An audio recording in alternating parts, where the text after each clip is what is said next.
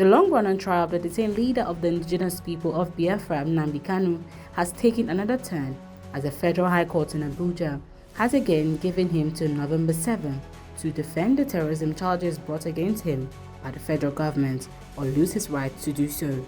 At Wednesday's proceedings, Kanu insisted there was no valid terrorism charge against him, arguing that the Terrorism Prevention and Prohibition Act, under which he is being tried, has been repealed. Kanu told the court that the Supreme Court had earlier directed the federal government to amend the charges against him, a directive he claimed has not been obeyed. He maintained that no trial can continue under a repealed law.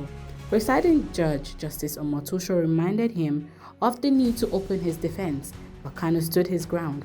Moments later, he indicated readiness to consult his legal team. In the case of Nnamdi Kanu, and the crowning glory of it was that he put up a very good defense of himself, even though he was concentrating on the objections raised to the jurisdiction of the court.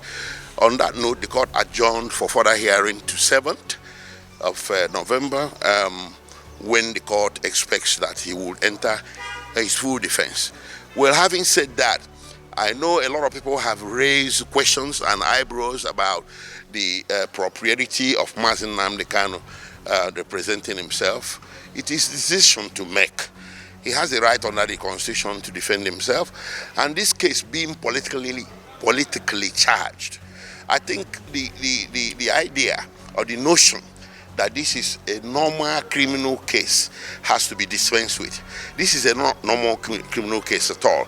If you want to understand the complexity of this case and the true political dimensions to it, you think of the case of Nelson Mandela, Martin Luther King, or Bafemi Awolowo, Mahatma Gandhi. These cases were all politically tinged cases masquerading as criminal prosecutions.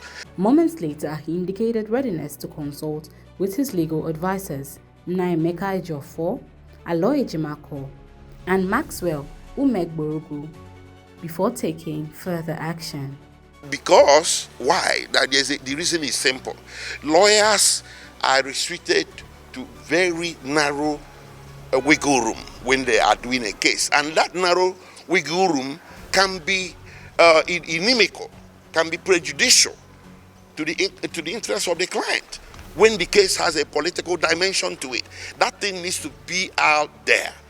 That limitation we have is not expected of the defendant himself.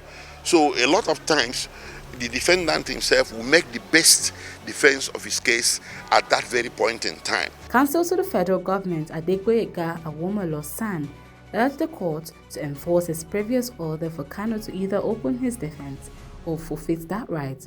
But Justice Omotosho said he would bend backward once again, granting Kanu a final opportunity to present his defense in what he described as the interest of justice.